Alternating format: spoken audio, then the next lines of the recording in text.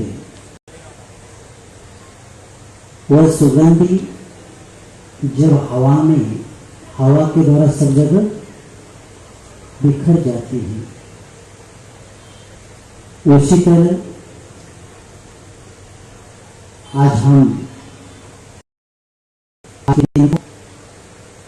अहिंसा की गंध पूरे विश्व में बिखर गई और इसी के कारण आज 2 अक्टूबर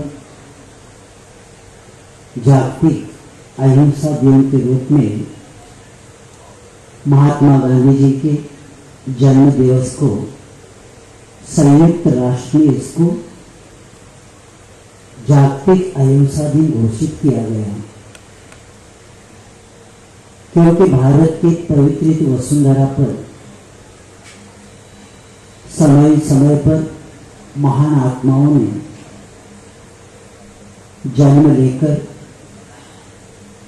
अपने आत्म कल्याण के साथ साथ सब प्राणी मात्र के लिए आत्म कल्याण का उपदेश देके हमें अपने आदर्श प्रस्तुत करके गुणों की आराधना करने का संदेश उन्होंने दे दिया। जितने भी होकर गए, प्रत्येक ने अहिंसा परम धर्म ही बताया, क्योंकि ये धर्म बताते समय ये भी बताया, ये धर्म कब होगा? धर्मस्य मूलम दया, दया आए बिना अहिंसा का पालन नहीं होता। और इसलिए नीतिकौर ने कहा है, दया धर्मस्य जन्म भूमि, दया ही धर्म को जन्म देती है। और अहिंसा की महानता, जिस तरह नींव के बिना मकान नहीं बनता, जड़ के बिना वृक्ष नहीं खड़ा होता, उसी तरह अहिंसा के बिना धर्म कोई प्रारंभ होता ही नहीं। और अहिंसा की महानता किसी जाति, धर्म और संप्रदाय से नहीं होता, इसमें सीमा में उसको जकड़ नहीं सकते। ये विश्व धर्म के यानी प्राणी मात्र का धर्म है। इसलिए जैनाचार्य कहते हैं, अहिंसा भूताना जगति परम विदितम ब्रह्म परम, अहिंसा ही परम धर्म है। और इसमें इस परम धर्म को बताते हुए जैसे पूर्व वक्ता अपनी बात रख रहे थे कि प्रत्येक अहिंसा कहाँ प्रारंभ होता है? आत्मवत सर्वभूतेषु, मेरी जैसी आत्मा है वैसे प्रत्येक की आत्मा है, ये तो बताया। लेकिन हमारे गुरु महाराज जी ने जापान में एक हाइको रहता है जिसमें 5-7-5 शब्द होते हैं, उसको हाइको बोलते हैं। तो आज के इस जागतिक अहिंसा दिन के ऊपर इस हाइको को समझ लिया तो पूरे विश्व के लिए शांति का एक संदेश मिलेगा। तो आचार्य गुरु विद्यासागर महाराज जी कहते हैं, मेरी आत्मा है, औरों से आत्मीयता मेरा श्वास है। मेरी आत्मा है, औरों से आत्मीयता मेरी श्वास है। तो यही विश्व धर्म है। हमारी प्रत्येक सांस ये होना चाहिए कि प्रत्येक के साथ क्या होना चाहिए? आत्मीयता होना चाहिए। और ये कब होगा? जैसे पूर्व वक्ता बता रहे थे कि प्रत्येक देह में परमात्मा। तो जैन दर्शन में जो पहले तीर्थंकर जो आदिनाथ भगवान होकर गए, उन्होंने अपने दिव्य ध्वनि में उपदेश में धर्मोपदेश में बताया कि पाषाणेषु यथा विमोह, दुग्धमध्ये यथा घृतम, तेलमध्ये यथा तैलम, देहमध्ये तथा शिव। सुवर्ण पाषाण में स्वर्ण होता है, दूध में घी होता है, तेल में तेल होता है, उसी तरह प्रत्येक देह में परमात्मा होता है।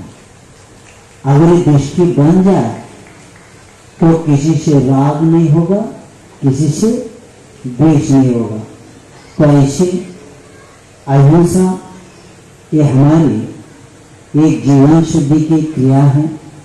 अहिंसा ये आत्म कल्याण का एक मार्ग है और धर्म का सारा ढांचा अहिंसा पर आधारित है। और हिंसा की बात, हिंसा हिंसे है दुर्गति द्वारा, हिंसे ही दुरितार्णव, हिंसे नरकम घोर, हिंसे गहनम तप। आचार्य भगवंत कहते हैं कि हिंसा ही दुर्गति का द्वार है, हिंसा ही पाप का समुद्र है तथा हिंसा ही घोर नरक है और हिंसा ही महा अंधकार है। इसलिए नीतिकार कहते हैं हमें कोई दूसरा दुखी कर नहीं सकता, हम हिंसा के द्वारा दुखी बन जाते हैं। तो एक सूत्र आता है, हिंसा प्रसूतानि सर्व दुखानि। जैसे मां बच्चे को जन्म देती है, उसी तरह हिंसा दुखों को जन्म देती है। जितना व्यक्ति हिंसा करता है उतना वो व्यक्ति अपनी दुखों को निमंत्रित करता है, क्योंकि जिसने जैसा कर्म किया वैसा इसको फल भोगना पड़ता है। इसीलिए महाभारत में श्री कृष्ण जी बताते हैं कि एक बार मांस खाने से कितना पाप होता है। यावन्ति पशु रोमांस पशु गात्री से भारत तावत वर्ष सहस्र में पश्यंती पशुघातक। हे अर्जुन, जो व्यक्ति जिस पशु को मारता है उस पशु के ऊपर जितने शरीर में जितने रोम बाल है इतने हजार वर्ष तक उसको नरक में दुखों को भोगना पड़ेगा। और इसीलिए हिंसा यही हमें दुर्गति को बताता है, क्योंकि अपने को कम समय में बहुत कुछ विषय समझ के लेना है। क्योंकि संसार करते समय रश्मि इंद्री के पीछे क्या क्या कर देता है, कर्म करते समय देखता नहीं लेकिन बाद में उसको भोगना पड़ता है। कई लोग धर्म के नाम पर, देवी देवताओं के नाम पर बलि चढ़ाते हैं और धर्म मानते हैं। देख लीजिए, किसी पशु को बलि देने के बाद धर्म मानता है, हिंसा करता है। अगर बलि देने को धर्म मानेगा तो अधर्म की व्याख्या क्या बनेगी? तो देवी पुराण में आया है, ये ममार्चन मित्वात्व प्राणी हिंसा तत्परा तत्पूजन ममामेधन यह दोषाद अधोगति।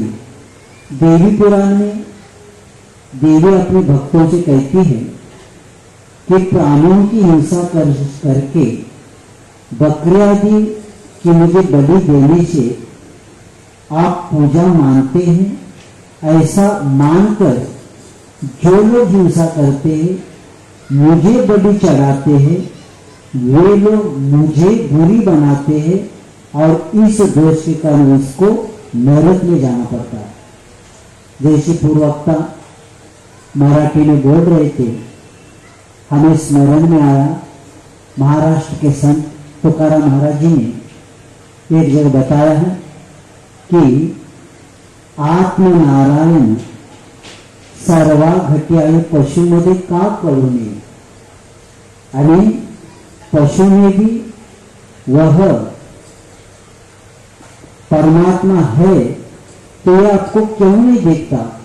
और जब आप शस्त्र चलाते हैं, सुई चलाते हैं, जब उसका आवाज आता है, ये आप करुणा आपके पास क्यों नहीं आता? और तुकाराम महाराज जी ने एक जगह अहिंसा की व्याख्या बताया, जैसे जगाच्या सुखोदेशी शरीर वाचा मानसे राहटने ते अहिंसा रूप जाना। अहिंसा की व्याख्या बताते हुए बताया है कि जगाच्या सुखादेशी, जग के सुख के लिए शरीर, वचन और मन, इन दोनों को संभालेंगे तो यही अहिंसा का एक रूप जानो। जैसे गौतम बुद्ध जी ने बताया कि पाणिनि पातो रमणी कुशलम, ये बता के उन्होंने बताया। और सिख समाज में एक संत गुरु नानक जी होकर गए, उनके जीवन की एक छोटी सी घटना है। वो जंगल में से जा रहे थे, तो जाते जाते जंगल में उन लोगों ने जो लूटते थे, उन्होंने उनको रोक लिया, और रोकने के बाद उनके पास कुछ है क्या देखा, उनके पास कुछ था नहीं, संत थे, तो उनको लगा ये कोई महान व्यक्ति है, तो उन्होंने कह दिया आप क्षमा कर दीजिए, हमें कुछ मिलेगा इसलिए हमने आपको रोका है। तो कहते हैं आज आप हमारे यहाँ भोजन करके जाना। तब गुरु नानक जी कहते हैं मैं भोजन नहीं कर सकता। तो ये नानक प्रकाश के पूर्वार्ध के अध्याय नंबर 55 में लिखा है, मैं इसलिए नहीं खाता क्योंकि मैं मांसाहारी, मैं मांस तो खाता नहीं, लेकिन मांसाहार करने वाले के हाथ से भी नहीं खाता। ये गुरु नानक जी का एक मेल था। खुद तो मांस खाते नहीं थे, लेकिन मांसाहार व्यक्ति के हाथ से भी वो कहते आप क्या नहीं खा नहीं सकता, क्योंकि आप लोग क्या करते, मांसाहार करते। तब उन्होंने प्रभावित होकर मांस छोड़ा। तो ऐसे संत होकर गए जिन्होंने अपने जीवन में अपना जीवन व्यतीत करते करते कई लोगों के जीवन को उज्जवल बनाया। और एक व्यास से होकर के मैं कम समय में बहुत कुछ विषय आपके सामने रख रहा हूं। हिंदू समाज में 18 पुराण हैं। तो एक व्यक्ति व्यास जी के पास पहुंचते हैं और व्यास जी को कहते हैं कि मुझे पुराण पढ़ने के लिए समय नहीं, मैंने सुना है 18 पुराण है, तो 18 पुराण का सार क्या है? तब व्यास जी बताते हैं अष्टादश पुराणेषु व्यासस्य वचनं त्रयम्। 18 पुराण का सार 2 शब्दों में बताया जा रहा है, परोपकाराय पुण्याय पापाय परपीडन। परोपकार करना ही पुण्य है और दूसरों को पीड़ा देना ये पाप है, ऐसे बता के उन्होंने बताया। और इस्लाम एक धर्म ऐसा है, उसमें पूरा, मैं थोड़ा धर्मों की व्याख्या पहले 2-3 बताता हूं। हिंदू हिंसा तिरस्कार करोति हिंदू, जो हिंसा से दूर होता है इसको हिंदू बोलते हैं। इस्लाम एक अरबी शब्द है, इसलिए उसका अर्थ है शांति में प्रवेश करना। और वैष्णव जन तो तेने कही जो पीर पराई जाने, जो दूसरों की पीड़ा को जानता है इसको वैष्णव कहते। और भी कुछ व्याख्या मैं आगे बताऊंगा। तो कुरान के प्रत्येक प्रारंभ में शब्द आया है बिस्मिल्लाहिर रहमानिर रहीम, खुदा का विशेषण रहीम बताया है। और समस्त विश्व पर रहम यानी दया करने वाला चिराग यानी दीपक बताया है। और प्रत्येक अध्याय में अर रहमान और अर रहीम शब्दों का उपयोग किया है, क्योंकि मैंने थोड़ा सा कुरान देखा है।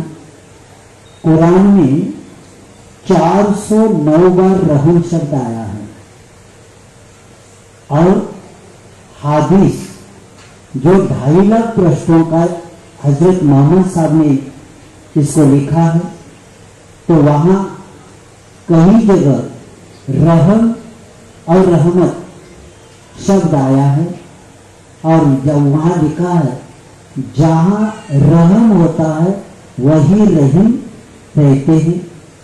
और कुरान के 32 नंबर आयत में आया है कि कुरान हकीम की सूरत अल-हज 32 में स्पष्ट लिखा है, ना तो पशुओं का मांस और ना ही उनका रक्त ईश्वर तक पहुंचता है। ईश्वर तक पहुंचता है तो सिर्फ मनुष्य का त्याग और रहम यानी दया, इसके अलावा अल्लाह के पास दूसरा पहुंच नहीं सकता। ऐसा उल्लेख कुरान के 32 नंबर आयत की उसमें लिखा है। और आइन अकबर में भी अब्दुल फजल ने इन्होंने लिखा है कि उन्होंने प्रत्येक प्राणी मात्र के लिए दया के भाव लिखा है। और ऐसे प्रत्येक धर्म अहिंसा की बात करता है और प्रत्येक धर्म का प्रारंभ अहिंसा से होता है। और इसे याद रखेंगे। आज आप लोग शाकाहार, मैं इसलिए धर्म का ज्यादा विषय नहीं देते हुए आप लोगों को थोड़ा समय बताना चाहता हूं, क्योंकि संसार में 2 प्रकार के आहार है, एक शाकाहार और एक मांसाहार। अब शाकाहार क्या होता है और मांसाहार क्या होता है, इसको पहले समझेंगे। सप्त धातु समिश्रित मांसम, जो सप्त धातु से युक्त होता है इसको मांस बोलते हैं। और शाकाहार उसको बोलते हैं, शाक शब्द संस्कृत में है, शक धातु से बना है, जिसका अर्थ है योग्य, समर्थ, शक्तिशाली, सहनशील। और ये शाक शब्द अपने में बल पराक्रम को करता था, शक्ति को देता है। और शक धातु से शाकाहार शब्द का अर्थ बताया। और शाकाहार, शाकाहार 4 शब्द है। शा शांति, का कारक, हा हानि, रहित। जो शांति कारक, हानि रहित इसको क्या बोलते, शाकाहार बोलते। और इसके कारण इसको वेजिटेरियन भी बोलते हैं, जो शब्द लैटिन भाषा में है। तो वेजिटेस शब्द से बना है, जिसका अर्थ ये है स्वस्थ, समर्थ, विश्वस्त, ठोस, समग्र, परिपूर्ण और जीवन। और फ्रांसीसी में जिसे वेजिटेरियन बोलते हैं, उसका अर्थ है जीवन को सुंदर बनाने वाला, जीवन को शक्ति देने वाला। और ये भी याद रखेंगे हम लोगों का प्रत्येक का शरीर, क्योंकि मनुष्य के शरीर शाकाहारी, आप लोग होटल में जाते हैं, ढाबे पर जाते हैं, आपने शाकाहार शब्द भी पढ़ा है, मांसाहार शब्द भी पढ़ा है। जहां शाकाहार शब्द होता है वहां शुद्ध शाकाहार बोलते हैं। शाकाहार वहां क्या लिखते, शुद्ध शाकाहार। मांसाहार के पहला कभी शुद्ध शब्द आया है क्या, कहीं लिखा? शुद्ध मांसाहार भोजन, ऐसा है क्या? नहीं, क्योंकि शुद्ध शब्द शाकाहार के साथ ही लगता है और जो अशुद्ध है उसके सामने कभी शुद्ध शब्द नहीं लगता। और मैं आपको बताना चाहता हूं, आपका शरीर और मांसाहार का कैसा देख लेना। आपके नाखून, आपके दांत कैसे हैं? आपके दांत चपटे हैं, आपके नाखून चपटे हैं। और कुत्ता है, बिल्ली है और शेर है, इनके कैसे है? नोकदार है, पैर नाखून भी और वो भी। और आप कैसे पानी पीते? आप पानी होठों से पीते, लेकिन बिल्ली कुत्ता कैसे पीते? सो रहे क्या? कुत्ता, बिल्ली, शेर पानी कैसे पीते? जीवा से पीते। और इसका मतलब, और भैंस, गाय कैसे पानी पीते? कैसे पीते? घोड़ा ओठों से पीते। यानी जो जो ओठों से पानी पीते वो शाकाहारी होते हैं, जो जीवा से पानी पीते वो क्या होते? मांसाहारी। आप कैसे पीते? ओठों से पीते ना, तो आप क्या है? शाकाहारी। तो शरीर की रचना हमारी शाकाहार के अनुसार है। और मनुष्य के आंतों में देख लेना, कई मोड़ होते हैं और इसके चक्करदार होने के कारण भोजन आगे ढकलने के लिए फल और सब्जी के खुजे से ही रेशे बहुत मदद करते। यानी हमारे आंतों में जो सब्जी आदि जो शाकाहार भोजन है वो जुड़े अपनी रहते ना, मोड़ रहता है, उसके लिए आगे ढकने के लिए क्या काम करता है? ये काम करता है। लेकिन मांस के रेशे न होने के कारण जटिल आंतों में बहुत कठिनाई से आगे खिसकते हैं, जिससे भोजन जमा हो जाता है। इससे विपरीत मांसाहारी जो पशु होते हैं ना, उसकी आंतें सीधी सपाट होती है। मांसाहारी पशुओं की आंतें क्या होती है? सपाट होती है और उनमें मांस आगे ढकने में खुजे और रेशम की जरूरत नहीं पड़ती। और ये देखना, मनुष्य के मुख में क्षारी लार होता है। बहुत विज्ञान के अनुसार समझना, क्योंकि भारत स्वच्छ का अभियान नहीं करना है अभी। आप भारत स्वस्थ का अभियान अपने को करना है। और ये कब होगा? जब पूरा देश शाकाहारी बनेगा तब ही होगा। क्योंकि सबसे बीमारी का कारण है ये मांसाहार। तो उसी को मैं आगे बता रहा हूं। क्योंकि मनुष्य के मुख में क्षारी लार होता है जो कार्बन डाइऑक्साइड को पचाता है।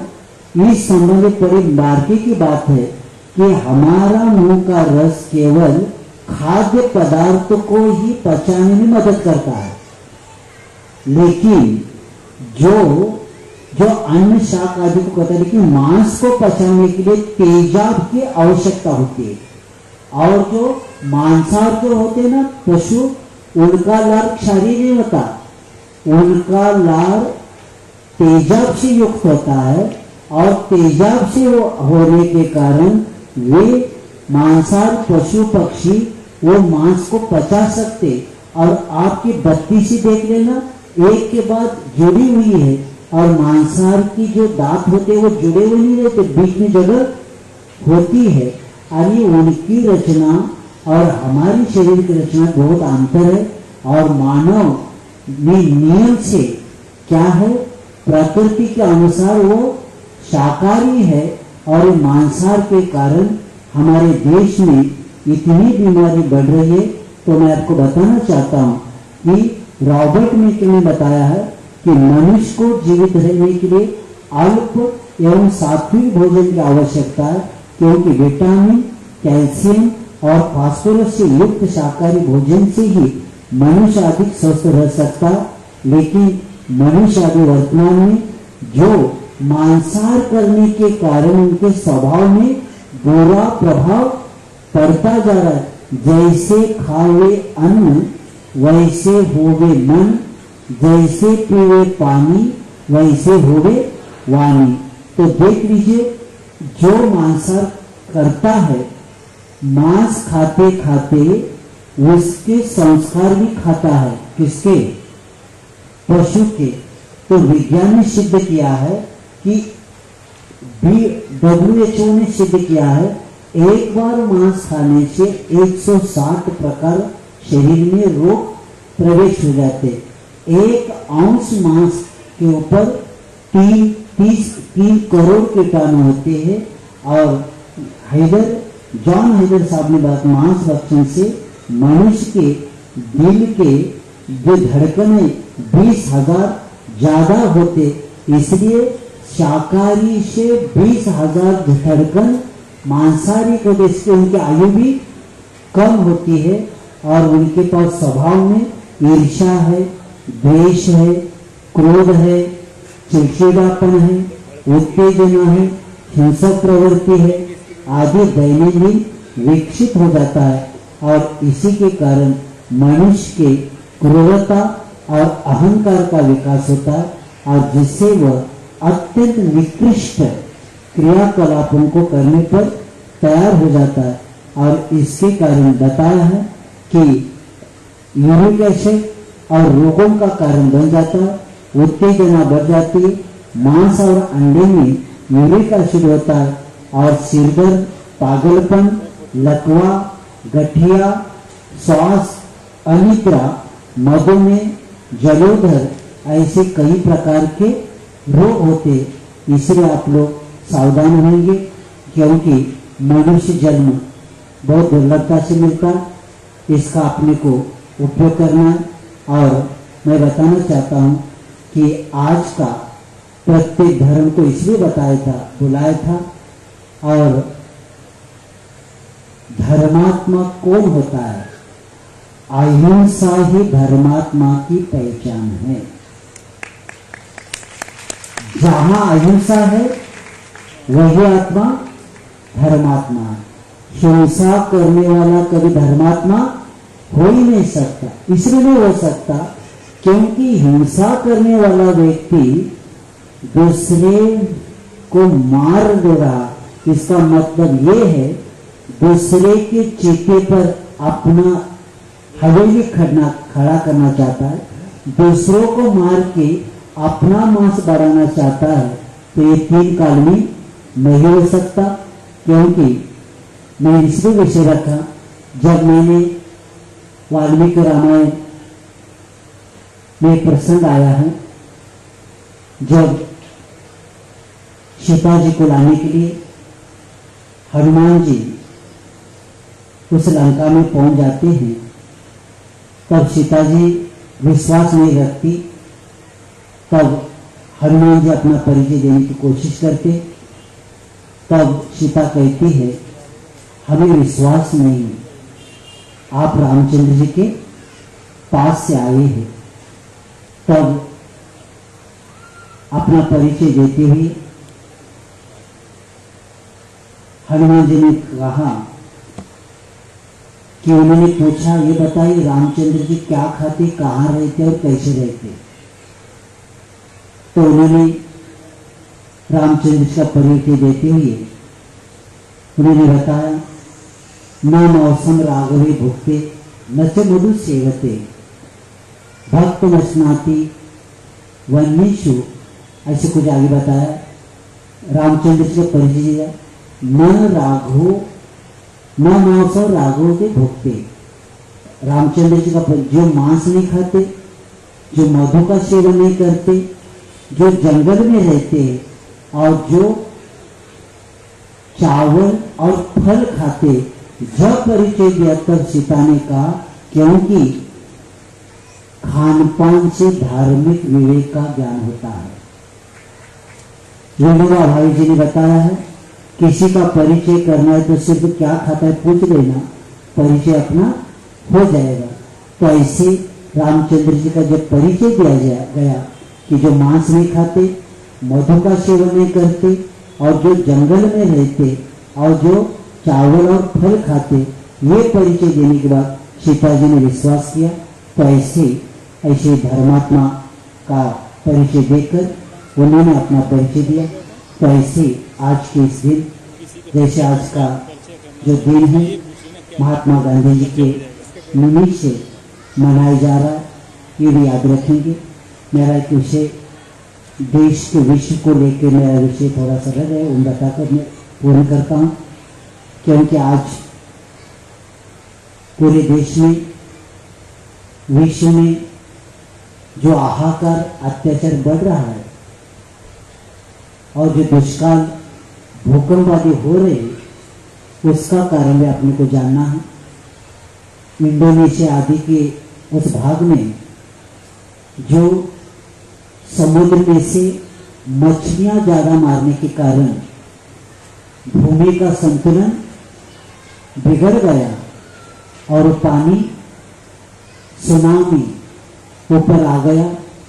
इस सुनामी के कारण, यही कारण क्योंकि हिंसा से प्रकृति का संतुलन गड़बड़ हो जाता है और समुद्र में जो मछलियां हैं वह समुद्र के नीचे के स्तर को संतुलित रखने का काम मछलियां करती है और उन सब मछलियों को मारने के कारण क्या हो गया, उनका संतुलन बिगड़ गया और वही ज्वाला भूकंप के अनेक तूफान के द्वारा क्या सुनामी आ गया और जो वहां से पूरे इंडोनेशिया से समुद्र से सुनामी जो लहर उठी वह जापान, चीन, इंडोनेशिया और मलेशिया को पार करते हुए भारत के उस पूर्व तट तक घुस गई।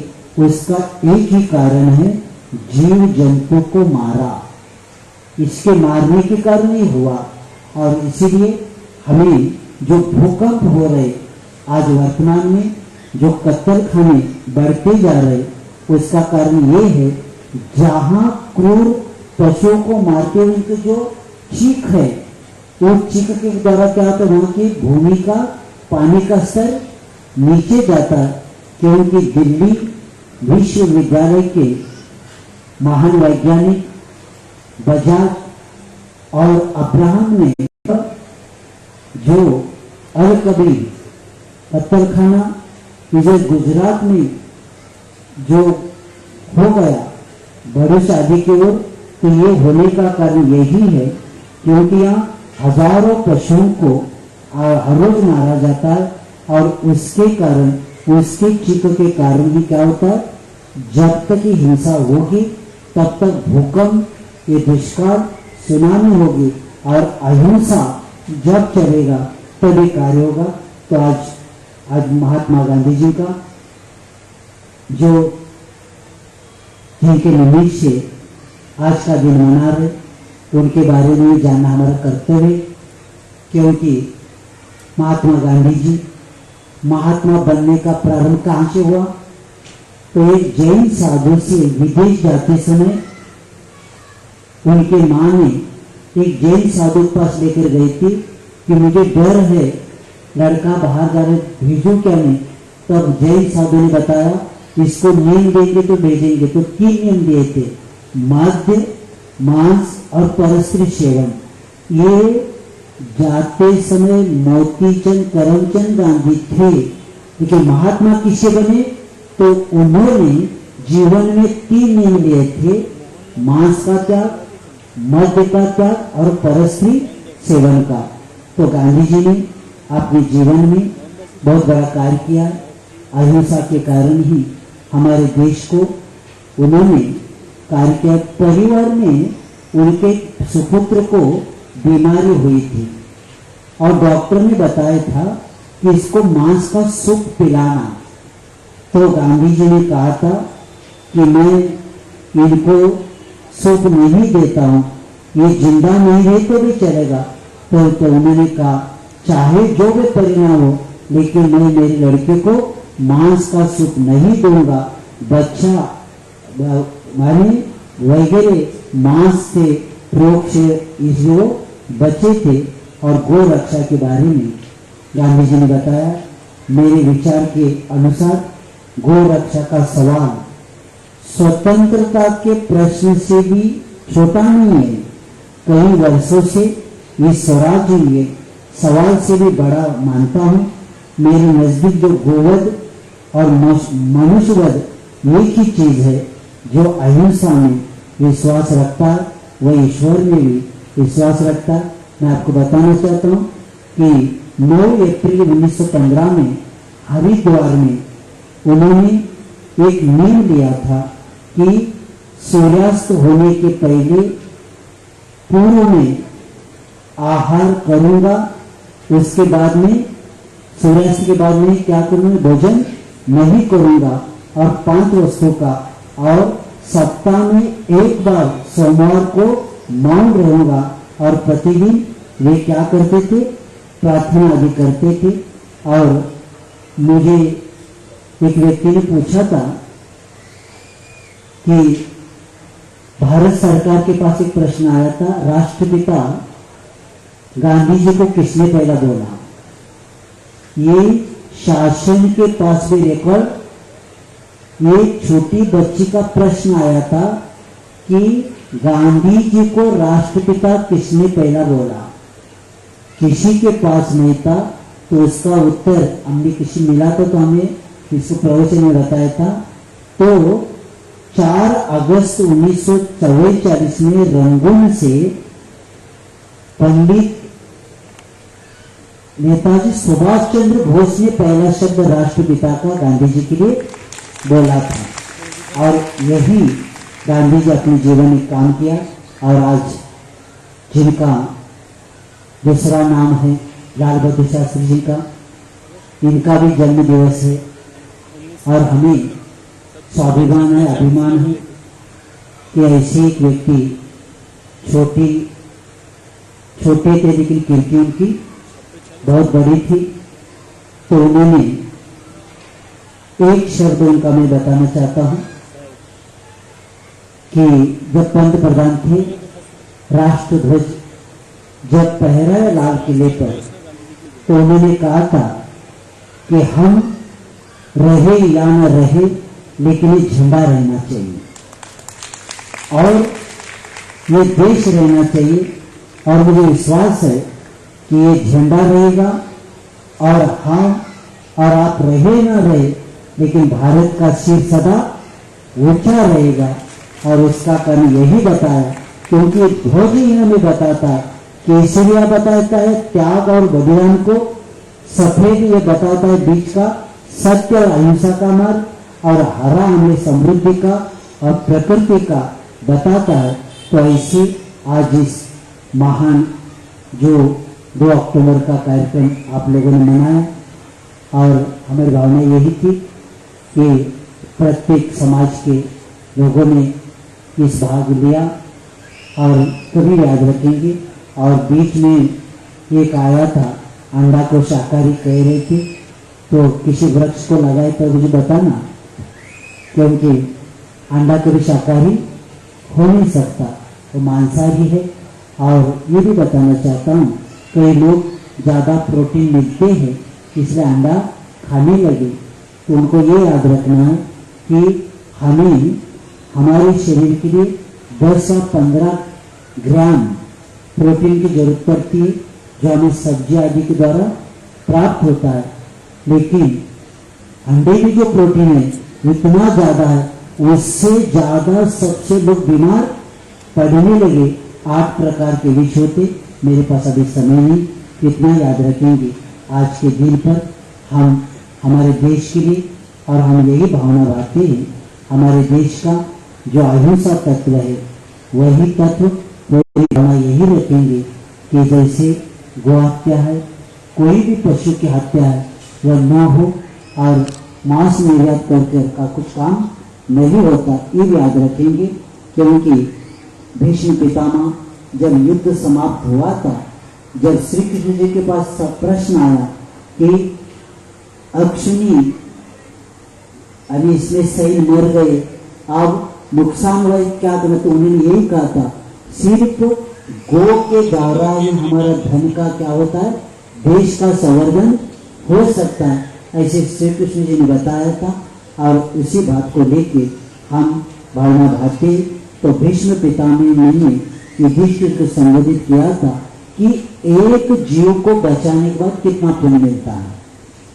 एकत कांचनो वेरु कृष्णाचे वसुंधरा जीवस्य जीवितं चैव न तस्तुल्यं युधिष्ठिर। एक वो मेरु पर्वत के बराबर सोना, सुनिए अंतिम, एक तरफ मेरु पर्वत के बराबर सोना और समस्त पृथ्वी का दान के लिए रखी जाए, और दूसरी ओर सिर्फ एक जीव का जीवन तो भी बराबर नहीं हो सकता, अर्थात पर्वत के बराबर सोना और समस्त पृथ्वी का दान इतना महत्वपूर्ण है, उतना दान एक जीव की रक्षा करना है और आप करेंगे। और अंत में सर्वे की सुखिनः सन्तु सर्वे सन्तु निरामय सर्वे भद्राणि पश्यन्तु मां कश्चित् दुःख भाग्। अहिंसा परम धर्म की। बोलिए मनुष्य अक्षय सागर जी महाराज जी की, आचार्य संघ की। आज हमारे समक्ष बहुत सारे दिग्गज और मनुष्य जी हैं, हम सब उन्हें पुनः प्रणाम करते हैं। मैं मंच से आवाज देना चाहती हूँ प्रशासनिक अधिकारी श्री दिलीप घेवारे जी को, जो कि हमारे चातुर्मास समिति के अध्यक्ष कार्यकारी अध्यक्ष के रूप में वो पधारे और आज का आभार प्रदर्शन करें। वो जब तक यहाँ पर आते हैं तब तक एक सूचना आपको देना चाहती हूँ कि प्रभु जी आप ये